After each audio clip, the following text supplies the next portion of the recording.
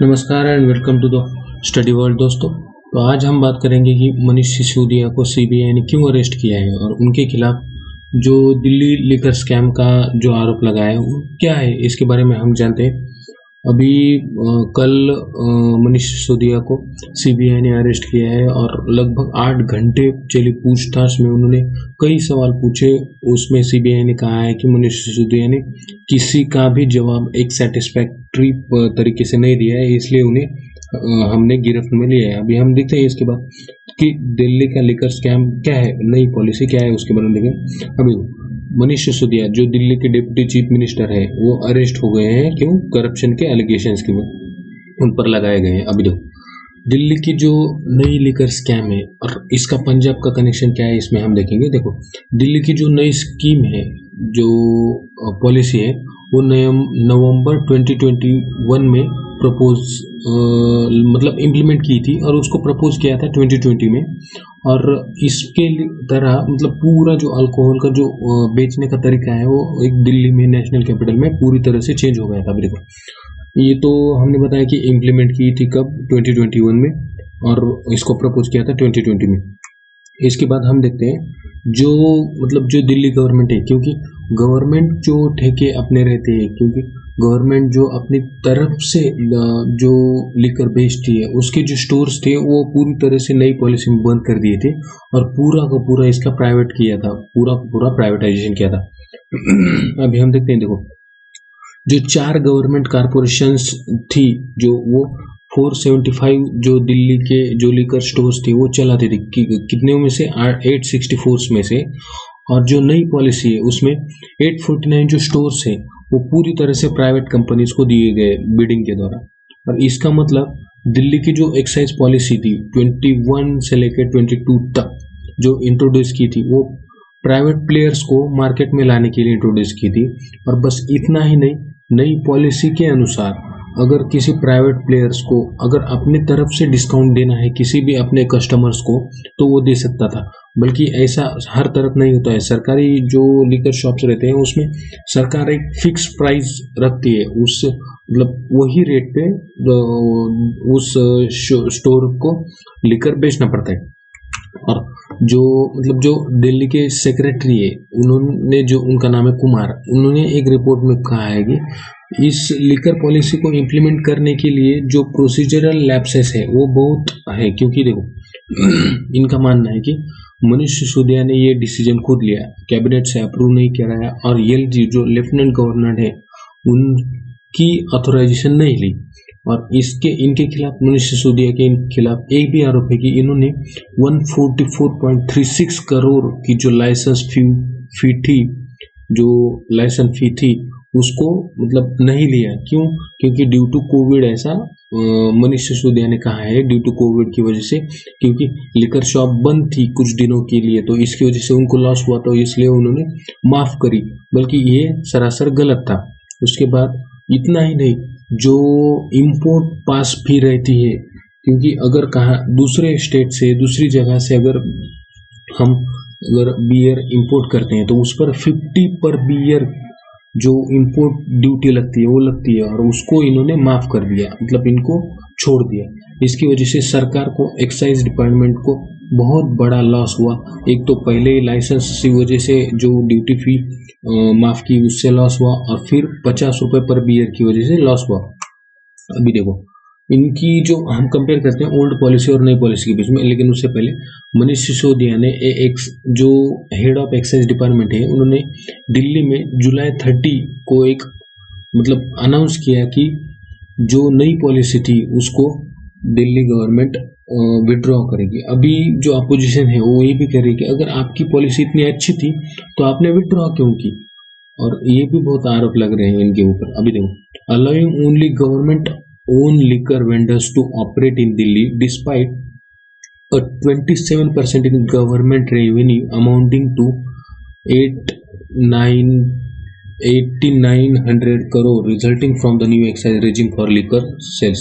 अभी देखो जो गवर्नमेंट के शॉप्स थे उसको नहीं चलाते हुए प्राइवेट वेंडर्स से जो हमने टैक्स कलेक्ट किया दिल्ली सरकार की जो एक्साइज डिपार्टमेंट, उसमें लगभग उनके इनकम में 27% इंक्रीज हुआ, जो लगभग 8900 करोड़ रुपीस था। फिर भी दिल्ली गवर्नमेंट, दिल्ली के एक्साइज गवर्नमेंट ने ये पॉलिसी क्यों वापस ली? इसके ऊपर जो मतलब अगर प्रॉफिट हो रहा है तो वापस क्यों ले रहे हैं? इसी वजह से इन पर ज़्यादा शक की नज़र गई। अभी जो दिल्ली की liquor brand on 750 ml bottle की वजह से, जिस पर हम इसका देखेंगे क्या क्या होता है। अब देखो, जो ओल्ड पॉलिसी और न्यू पॉलिसी के बीच में इसका होलसेल प्राइस क्या था ओल्ड पॉलिसी के हिसाब से 166.73 रुपीज़, और नई पॉलिसी के अनुसार 188.41 रुपीज़। और एक्साइज ड्यूटी ओल्ड पॉलिसी के ऊपर कितनी लग रही थी? 223.89 रुपीज़, और नई पॉलिसी के ऊपर ये 1.88 रुपीज़ ओनली हो गई। इसमें भी बहुत गिरावट हो गई, लगभग मतलब कुछ नहीं कह सकते इसको। 223 से नीचे सीधा 1.88 रुपीज़, मतलब देखो ना। और वैट कितना लग रहा था ओल्ड पॉलिसी के अनुसार? वो 106 रुपीज़, और नई पॉलिसी के अनुसार 1.9 रुपीज़ ओनली। और जो रिटेलर मार्जिन, मतलब जो बेचने वाला है, उसका मार्जिन ओल्ड पॉलिसी के अनुसार 33.35 रुपीज़ था, और जो कि नई पॉलिसी के अनुसार 363.27 रुपीज़ हो गया। मतलब जो रिटेलर का प्रॉफिट था वो ज़्यादा हो रहा है और गवर्नमेंट का इसमें लॉस हो रहा है। अभी देखो, पिछली जो ओल्ड पॉलिसी के अनुसार एमआरपी कितनी थी 750 ml बॉटल की? 530 रुपीज़, और नई के पॉलिसी के अनुसार 555 रुपीज़ 0.76 पैसा।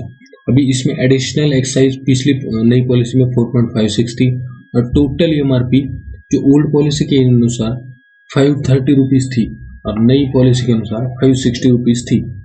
तो इसमें जो एक्साइज और वैट की वजह से जो सरकार का इनकम हो रहा था उसमें बहुत कमी आई, इसकी वजह से इस पर आरोप जा रहा है।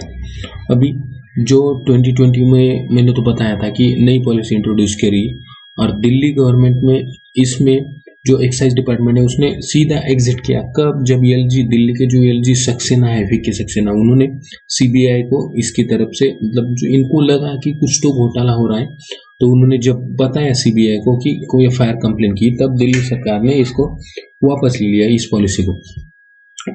जबकि इसका पूरा प्राइवेट की वजह से दिया था और इससे फायदा भी हो रहा था, ऐसा इनका कहना है।